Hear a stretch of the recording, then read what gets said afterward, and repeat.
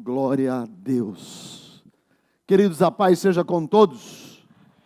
Existem duas palavras na Bíblia, e essas duas palavras, antes disso, vamos ler o texto que deu origem à conferência Lucas, capítulo de número 5, verso de número 36, que diz assim: também lhes disse uma parábola: ninguém tira um pedaço de veste nova e põe a veste velha, pois rasgará a nova, e o remendo da nova não se ajustará à velha.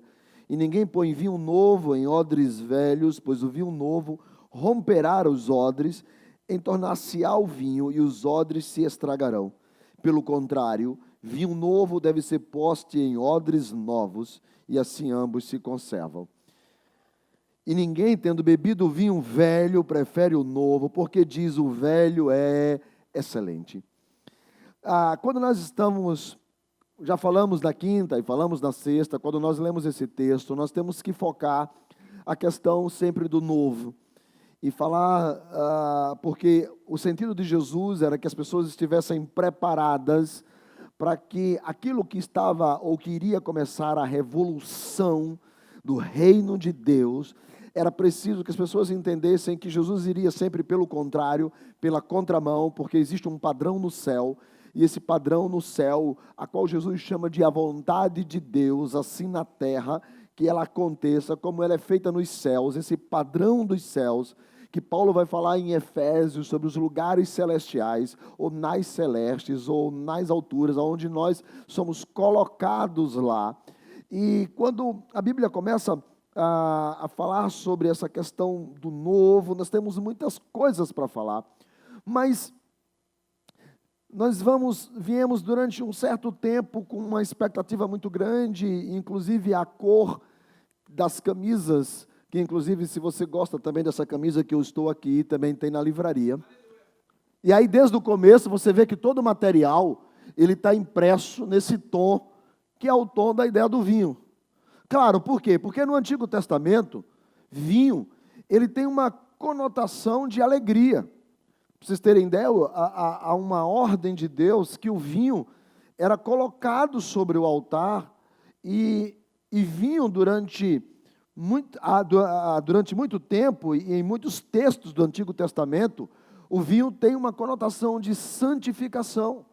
E quando nós vamos para o Novo Testamento, o vinho tem uma conotação de aliança e uma conotação do Espírito Santo. Eles são usados de forma alegórica. Nós tivemos até aqui uma semana falando sobre o Espírito Santo, porque o vinho, ele não apenas, quando nós olhamos de forma alegórica no Antigo Testamento, ele é usado para santificação, ele tem a conotação da santificação, e nós vamos para o Novo Testamento, e ele é utilizado como uma simbologia do Espírito Santo, ele representa a nova aliança, ou seja, o vinho ele tem uma importância muito grande. A condenação de vinho na Bíblia sempre está voltado para o excesso. Todo o excesso de vinho na Bíblia, ela é condenada. Por quê? Porque ela tira a consciência da pessoa que está tomando. Então, essa é a condenação bíblica quanto à questão do vinho, na questão do excesso. Mas, quando nós vamos olhar o texto de Lucas 5, e a partir do verso de número 36, que é uma parábola que Jesus coloca, essa parábola está voltada para aquilo que é novo, por isso que ele faz a referência da roupa velha, e faz a referência do vinho velho, e ele faz a referência do remendo novo, e ele faz a referência do odre novo e do vinho novo. Mas ele termina no verso 39 dizendo que a lógica humana, é claro, é que o vinho velho, de fato, quem experimenta é melhor. E por causa disso, nós então começamos a chamar essa conferência de vinho novo. Mas existem duas palavras no Antigo Testamento, e claro, eu não sou perito em hebraico, né? Eu mal sei, inclusive, domino muito bem dois idiomas, que é o português e o pernambuquês, e nesses, a gente vai ter que olhar aqui, mas coloca aquelas duas palavras, são duas palavras que representam, vê se dá para colocar, o vinho no Antigo Testamento. São duas palavras em hebraico, uma é laim e a outra é tirosh. Essas duas palavras, o laim, é sempre voltado para o vinho, ou chamado, que Jesus vai chamar de vinho velho, mas a ideia de laim é um vinho completo, é um vinho pleno, é um vinho que já foi maturado completamente, e ele é tido como o melhor. É um vinho que chegou ao seu estado de plenitude. E esse vinho que chegou ao seu estado de plenitude, em laim, ele é tão citado, tão bom, que ele é citado 55 vezes no Antigo Testamento, todas as vezes porque ele se refere ao melhor vinho, ao vinho bom, ao vinho perfeito, ao vinho pleno, ao vinho que chegou ao seu estado de maturação completo, que não precisa de mais nada. A outra palavra, que é tiroche, essa palavra ela só aparece 7 vezes no Antigo Testamento, e ela é voltada exatamente para o vinho novo. Quando você vai para o grego, que é onde o Novo Testamento foi escrito, essas duas palavras também aparecem, tanto como vinho velho, ou seja, laim, como tiroche. Essas duas palavras também aparecem. Só que o tiroche, como o laim é o vinho pleno, o vinho completo, por isso que Jesus vai dizer no verso 39 que o vinho velho é excelente, que o vinho velho é o melhor, porque tiroche é um vinho que está em transformação, é um vinho que está em estado de mudança. Ele ainda vai desprender de muitos gases, e ele ainda vai se desprender de muitas coisas que não dão qualidade ao vinho. O seu teor alcoólico é muito maior, ele pega mais rápido, e esse vinho novo, ele precisa liberar esses gases, e que muitas dessas vão fazer com que as notas dos vinhos não encontrem o seu verdadeiro sabor. Então, é necessário que o vinho seja maturado até ele chegar à plenitude, até ele chegar a ser laim. Porque enquanto ele é tiroche, há muitas coisas no vinho que de fato não são boas. Por isso que Jesus ele diz que é necessário que nós venhamos a entender que estamos vivendo ou vamos viver uma época de vinho novo. Mas ele não nega que o vinho velho é excelente. Por isso que o versículo de número 39, ele diz, mas o vinho velho é excelente. Mas ele está dizendo que ele vai começar uma geração ou uma implantação do reino, da qual o vinho, ele é o vinho novo. Ou seja, um vinho que está em estado de transformação, que está em momento de mudança. E a história da transformação e de mudança é exatamente o que Paulo vai falar em uma de suas cartas sobre metanoia, sobre a mudança de mente. Porque ele vai dizer também em Filipenses que nós estamos avançando para o alvo da soberana vocação, ou seja, nós estamos sendo transformados dia após dia. Paulo em Romanos 12, verso 2, vai dizer também que nós precisamos ter a nossa mente renovada. Ele diz, não vivam conforme os padrões deste mundo. Lembrem-se o que nós falamos ontem, que existem os padrões dos céus, e que os padrões dos céus fogem completamente da nossa compreensão. Porque Deus derruba muralhas com grito, abre mar com pedaço de madeira, destrói exércitos com queixada de jumento, Deus alimenta profeta com corvo, ou seja, Deus está sempre fazendo algo que você não espera. E Deus está agindo, Deus está usando o padrão do céu, porque no céu não há necessidade, no céu não há carência, no céu não há falta, no céu não há tristeza, no céu não há agonia, no céu não há complicação, no céu não há ódio, no céu não há ira, no céu não há inveja, no céu não há ganância. Então Deus quer que essa vontade que está no céu seja feita aqui na terra. Ou seja, que seja implantado o reino no coração dos homens. E por isso Jesus vai dizer a Nicodemos, você precisa nascer e de novo, para que você possa ver, porque se você não nascer de novo, você não entra nesse reino dos céus que acontece dentro de nós. Ou seja, é necessário que o padrão do céu, ele se estabeleça no coração dos homens aqui na terra. Quem está entendendo, diga amém. Então, o que é que Jesus está dizendo com vinho novo? Ou seja, o tiroche, o que está em transformação, o que está em mudança. É porque as pessoas pararam no tempo e no espaço, e elas disseram, olha, a única maneira de Deus falar é assim. A única maneira de Deus agir é assim.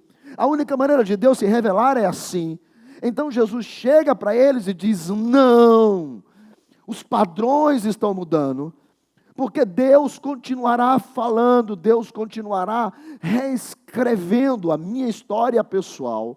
E Ele vai então dizer que nós não podemos nos conformar com os padrões deste mundo, com o sistema desse mundo, com o que as pessoas querem que você acredite, com o que as pessoas querem que você defenda.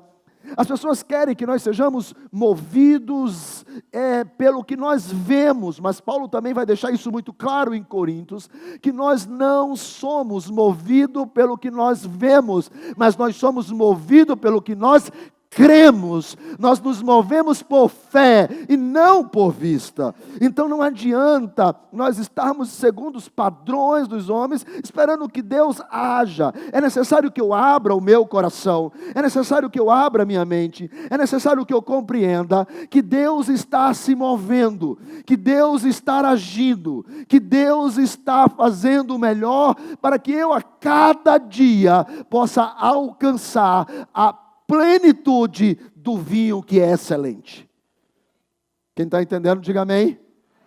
E ele vai dizer: eu não posso, conforme os padrões deste mundo, eu não posso viver, eu não posso agir, eu não posso me mover, eu não posso me conformar com esse padrão, porque esse padrão da terra não é o padrão de Deus. Então ele diz: então, eu vou fazer uma coisa para vocês, eu vou fazer um pedido. Ele vai dizer: deixem. Diga: deixem. Deixem. De novo. Mais uma vez. Deixem. Porque Deus quer transformar vocês. E Ele quer transformar a mente de vocês. Ele quer transformar, Ele quer fazer com que o vinho, que ainda está cheio de gases e que não é pleno, ele venha alcançar a plenitude. É um processo. Por isso que muitas vezes situações difíceis, amargas, tristes e tenebrosas, sim, elas acontecem na nossa vida. Pastor, e por que acontece? Porque isso é um processo. Sabe, é uma canção que diz que às vezes Deus me leva para o deserto, só para me mostrar que lá no deserto Ele está comigo. Porque lá no deserto, se eu olhar para a direita, não tenho nada. Se eu olhar para a esquerda, não tenho nada. Se eu olhar para trás, eu não tenho nada. Então só vai me restar olhar para cima, para contar as estrelas, para ver que elas estão lá, que a promessa de Deus sobre a nossa vida, ela ainda permanecerá. Há um processo, só que Ele está dizendo: deixem. Vocês precisam não mais andar conforme esses padrões. O vinho está em processo de transformação, então deixem. Não resista. Entenda os sinais de Deus. Deus está agindo. As coisas acontecem porque Deus está querendo falar, Deus está querendo, sabe, mover as coisas, Deus está querendo fazer uma arrumação na casa, arrumar as coisas, mudar as coisas de lugar. Você está entendendo isso? Deus está querendo fazer isso, mas às vezes nós estamos resistindo. Por quê? Porque nós estamos com a nossa mente programada para pensar conforme nós fomos ensinados. Todos os dias nós ligamos a televisão e nós vamos assistir as pessoas dizendo como nós devemos ser. Sabe, nós vamos para a escola e somos moldados segundo o padrão do mundo. Nós vamos ler os livros, os jornais, as revistas e nós somos moldados segundo o padrão do mundo. Ou seja, para onde você se vira, os padrões do mundo estão nos moldando, estão dizendo como nós temos que ser, como nós temos que pensar, como nós temos que agir, como nós temos que nos vestir, como nós temos que nos comportar, como nós temos que nos relacionar, como nós temos que teclar, como nós temos que curtir, como nós temos que dar o like. O mundo está o tempo todo dizendo: esse é o padrão. Paulo está dizendo: mas esse padrão vocês não podem se conformar. Por quê? Porque o vinho está em processo de mudança. Mas para que o vinho possa estar em processo de mudança, é necessário que vocês deixem. Vocês precisam deixar Deus falar. Vocês precisam deixar Deus se mover. Abre o teu coração. Sabe, para de olhar as coisas, tem que ser desse jeito, tem que ser dessa forma, tem que ser dessa maneira, tem que ser assim, tem que ser, não tem que ser nada assim. Lembra do primeiro dia que eu cheguei a citar Moisés, o povo gritando, dizendo, nos trouxesses para cá para morrer, Faraó está vindo, uma vermelha à nossa frente, e Moisés diz, aquietai-vos, porque hoje vocês verão o grande livramento que Deus dará a vocês. Ou seja, Moisés diz, aquietai-vos, fiquem quietos, fiquem parados, fiquem aí quietinho no lugar de vocês. Essa era a ideia do grande líder. Mas quando Deus foi falar com ele, foi diferente. Moisés vai dizer, Deus fala assim, vem cá, Está clamando por quê? Senhor, é o povo e tal, Faraó. E Deus poderia ter dito para ele, ok, Moisés, deixa o povo tudo quietinho, que eu vou mostrar para vocês como é que eu vou fazer. Mas Deus não disse isso. Deus disse, diga ao povo que... Moisés diz, fiquem quietos. E Deus diz, manda o povo marchar. E eu posso olhar Moisés dizendo assim, mas e o mar? E Deus responde para ele esses detalhes insignificantes. Tu deixa comigo. Sabe, nós precisamos compreender que nós precisamos deixar Deus agir. Nós precisamos deixar Deus trabalhar. Nós precisamos deixar Deus transformar. E nós conseguimos isso quando nós renovamos a nossa mente. Quando nós começamos a olhar de forma diferente. E olhamos por fé e não por vista. E olhamos segundo a direção do Espírito. Que nós possamos sair dessa conferência sabendo que o Deus que ainda fala, o Deus que ainda se move, o Deus que está conosco. A única coisa que Ele está nos pedindo é, deixe que eu mova você. Deixe que eu mova você. Deixe que a graça abunde, deixe que o Espírito se revele, deixe que a minha presença seja manifesta, deixe que a minha mão te cerque, deixe que o meu amor te alcance, deixe, você precisa deixar Deus agir, para que o vinho possa entrar no processo, para que você possa experimentar a vontade de Deus. Sabe, essa vontade do padrão do céu, essa vontade do padrão do céu e a vontade que seja estabelecida aqui na terra. O padrão do céu estabelecido aqui na terra. Para isso é necessário que você deixe. Para que você possa experimentar. Então diga à pessoa que está do seu lado. Pegue assim no braço dela e diga assim, ei, para de brigar com Deus. Diga para ela, falo como profeta. Deixa Deus te transformar. Porque de nós há um vinho extraordinário brotando. De nós há um vinho maravilhoso. De nós há um vinho novo, renovado, que está sendo aperfeiçoado. Então deixa. Sabe, nesse momento da adoração, nesse momento do louvor, quem sabe se agora Deus não pode começar a fluir. Glória a Deus. E aquilo que está travado vai destravar. E aquilo que está amarrado vai ser desatado. Aquilo que está impedindo de você ver a glória, os céus vão ser abertos. Sabe, não pensa mais em nada. Começa a pensar agora só na glória. Começa a pensar no Senhor. Começa a pensar no processo de transformação. Começa a pensar Ele vindo. É como o oleiro que amassa o barro. O oleiro que amassa o barro. É o processo da transformação. Deixa. Fique de pé. Deixa. Ora, Espírito de Deus, Espírito Santo, nesta noite, Espírito, quantas pessoas estão se sentindo, Senhor, perdidas, secas, é porque na verdade elas não estão deixando o Senhor trabalhar. Sim, eu sei que o Senhor é onipotente, onipresente, não estamos falando da questão da sua soberania, mas estamos falando de uma mudança de mente, de um entendimento diferente, do Deus que se fez carne, como um de nós.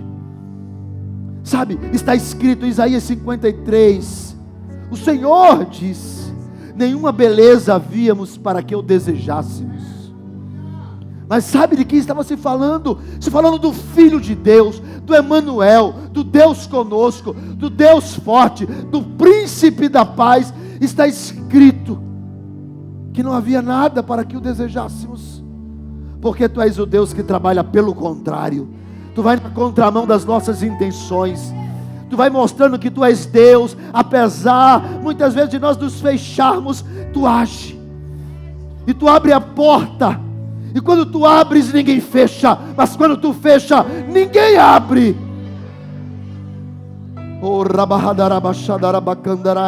Espírito, vem sobre nós esta noite. Vem, Senhor, vem, vem, vem sobre os corações. Arranca todo o mal, transforma o vinho, nos faz melhor, transforma a mente, metanoia, Senhor. A nossa casa precisa ser iluminada. Quando nós entramos lá e colocamos o nosso pé, a luz entra conosco. Vem, Senhor, vem, vem, vem. Nesta adoração, esta noite, nós queremos abrir a nossa boca e nós queremos deixar que o Senhor opere, trabalhe e fale. Perdoa toda a nossa resistência, perdoa-nos, mas vem sobre nós, vem sobre nós.